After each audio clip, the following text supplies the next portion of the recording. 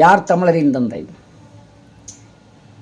நீங்கள் தந்தை என்று சொல்லுங்கள், தப்பில்லை.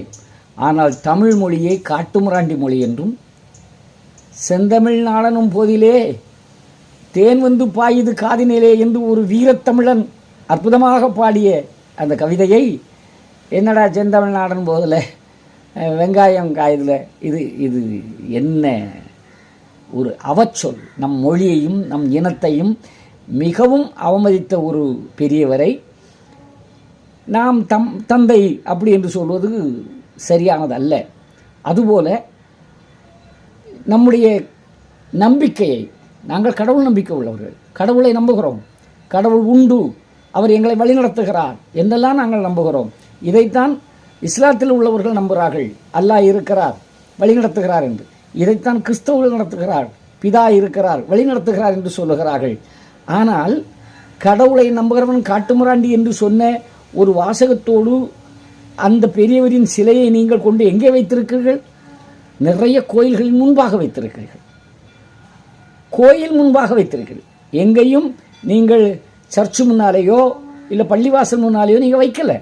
அப்போ நீங்கள் வந்து இந்து தர்மத்தை மட்டும்தான் அழிக்கிற நிலை, இந்துக்கள் மட்டும்தான் கடவுளை நம்புகிறார்கள், அதை நம்புகிறோம் காட்டுமிராண்டி என்று சொல்லுகிற நிலைக்கு வரும்போது உங்கள் வார்த்தையை கடவுளை நம்புகிறவன் காட்டுமிராண்டி என்று சொன்னால் இது இஸ்லாமுக்கும் பொருந்தும், கிறிஸ்தவத்துக்கும் பொருந்தும்.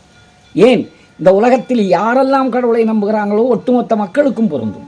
அப்போ இந்த வாசகத்தை நீங்கள் வெளியிடுவது மக்களுடைய மனதை புண்படுத்தும் என்ற ஒரு நினைப்பாவது உங்கள் மத்தியிலே இருந்தால் நீங்கள் இதை பொது இடங்களிலே வைக்கலாமா? இந்த வாசகத்தை வைக்கலாமா? ஒரு ஜனநாயகம் என்பது என்ன? சமத்துவம் என்பது என்ன? ஜனநாயகம் என்பது அனைவரையும் சமமாக பார்ப்பது, அனைவரையும் அரவணைத்து கொண்டு சொல்வது.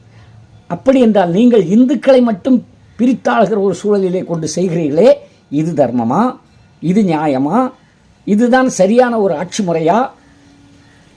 கடவுளை எதிர்க்கின்ற பகுத்தறிவாதிகளை மக்கள் மனதை புண்படுத்துவதுதான் உங்கள் பகுத்தறிவா? விலங்கினங்களைப் போல தன் வயிற்று பசிக்காக எந்த மிருகத்தையும் கடித்து கொண்டு அது உயிர் போகிற நிலைக்கு குடலை எதிர்பார்க்காமல் குடலை பிடுங்கி சாப்பிடுகிற மிருகங்களைப் போல இந்த செயல் இல்லையா? இதை நீங்கள் செய்யலாமா?